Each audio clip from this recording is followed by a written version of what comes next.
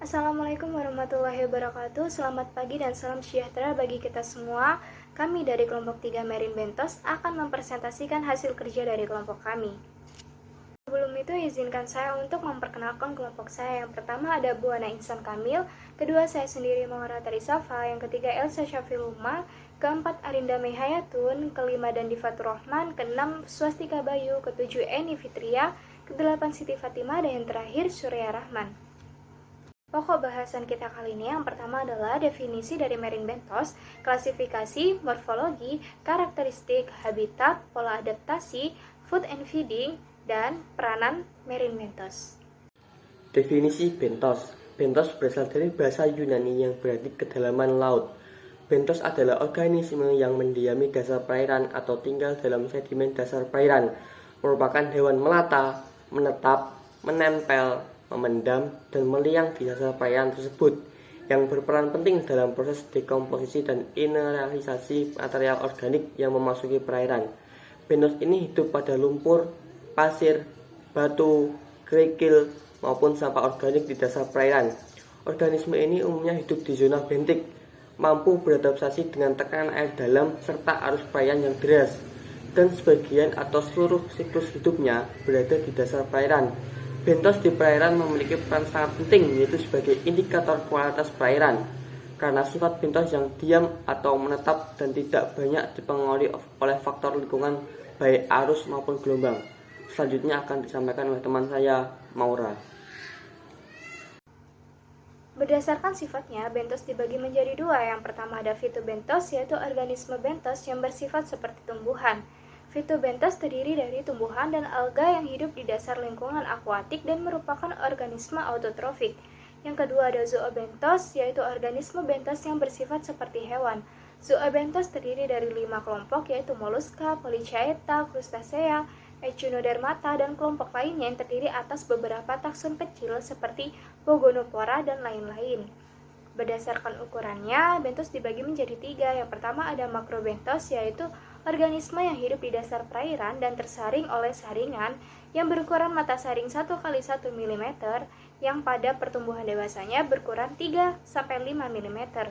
Yang kedua ada mesobentos, organisme yang mempunyai ukuran 0,1-1 mm, misalnya cacing yang berukuran kecil dan krustasea yang sangat kecil. Dan yang ketiga ada mikrobentos, yaitu organisme yang mempunyai ukuran kurang dari 0,1 mm, misalnya protozoa.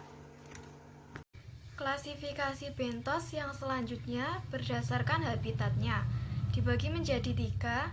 Yang pertama, hiperbentos. Bentos tipe ini bisa berenang dan hidup dekat dengan dasar air, contohnya ikan Lotella racina. Yang kedua, epibentos. Bentos yang menghabiskan waktu hidupnya dengan menempel pada dasar air, batu, atau karang, contohnya spons. Yang ketiga, endobentos. Tipe bentos penggali yang hidup di dalam sedimen, contohnya sandola. Klasifikasi bentos berdasarkan tempat hidupnya. Bentos diklasifikasikan menjadi 2 berdasarkan tempat hidupnya. Yang pertama yaitu epifauna. Epifauna merupakan organisme bentik yang hidup dan berasosiasi dengan permukaan substrat. Epifauna dapat ditemukan pada dasar laut maupun menempel pada daun lamun. Contoh dari epifauna yaitu kelas Polychaeta, kelas Crustacea, filum Mollusca, dan filum Echinodermata. Kemudian yang kedua yaitu infauna. Infauna adalah organisme bentik yang hidup di dalam sedimen atau substrat dengan cara menggali lubang. Biasanya hewan infauna semakin jarang ditemukan seiring bertambahnya kedalaman air dan jaraknya dari garis pantai. Contoh dari bentos infauna yaitu bivalvia dan Polychaeta. Yang selanjutnya adalah morfologi bentos. Makrobentos adalah invertebrata atau hewan yang tidak memiliki tulang belakang dan hidup menetap di dasar laut. Ada yang menempel di dalam substrat, ada juga yang bisa merambat di dalam substrat. Yang pertama, kelas Crustacea. Crustacea adalah arthropoda yang sebagian besar hidupnya di laut dan bernafas menggunakan insang.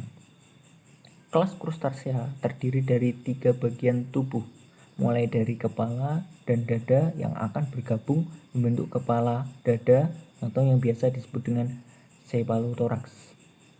Mereka memiliki capit dan antena di bagian tubuhnya. Mereka juga mempunyai 2 pasang antena, sepasang mandible, dan 2 pasang maksila. Morfologi bentos yang selanjutnya ada filum Echinodermata. Yang pertama, ada Asteroidea atau bintang laut. Bintang laut memiliki 5 lengan dengan struktur tubuh yang berduri yang tersusun atas zat kapur atau osikel. Di sekeliling duri pada bagian dasarnya, terdapat duri yang telah mengalami modifikasi yang disebut dengan pedicelaria. Yang kedua ada Echinodea atau bulu babi. Tubuhnya terdiri dari 5 bagian yang sama, tanpa tangan dan berduri. Durinya ini digunakan sebagai alat untuk perlindungan diri. Bulu babi memiliki kaki ambulakral yang pendek dan terletak di antara duri-duri yang panjang. Filum Mollusca terdiri atas 2 bagian yaitu Pilichipoda atau bivalvia dan gastropoda. Pilichipoda memiliki struktur tubuh yang simetri bilateral, mempunyai cangkang setangkup dan juga memiliki mantel yang berupa 2 daun telinga. Memiliki cangkang yang terdiri atas 2 bagian seperti kerang dan juga tiram, sedangkan gastropoda memiliki cangkang yang asimetri dan juga menggulung. Kebanyakan cangkang berbentuk kerucut dan juga pipi.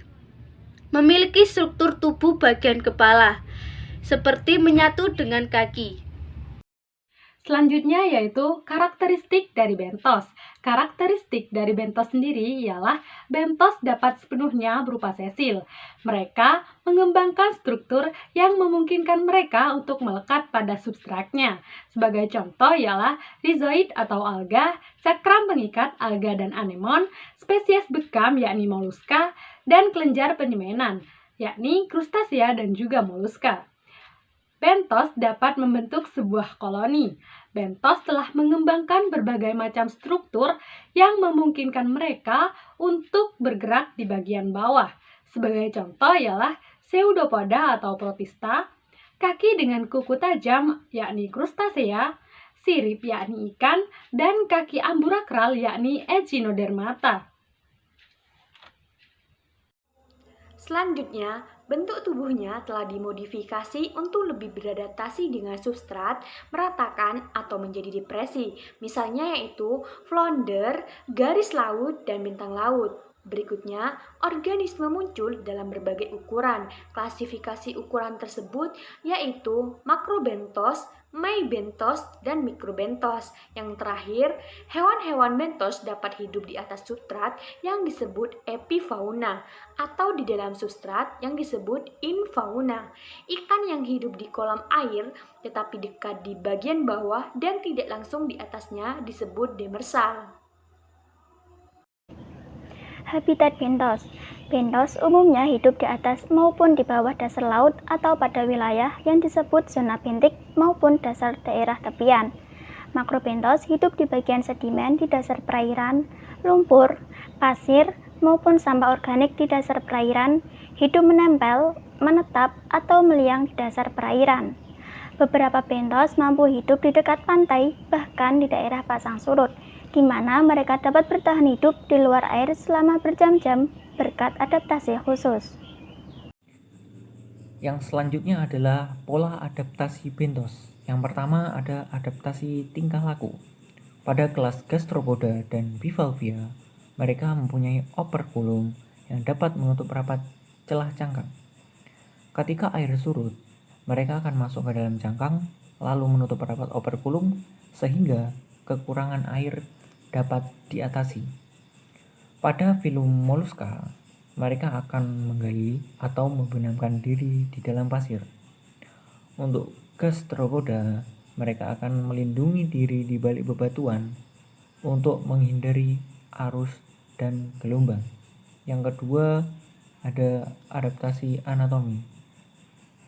Bentos memiliki keragaman jenis pencernaan, sehingga mereka mampu memakan apa saja yang tersedia di dasar perairan. Pola adaptasi bentos yang selanjutnya adaptasi morfologi. Moluska yang mengembangkan adaptasi morfologinya dengan setae atau bulu halus untuk mencegah terjadinya penyumbatan pada sistem respirasi. Bentuk berupa tubuh yang langsing, memiliki benang perlekatan terhadap substrat perairan.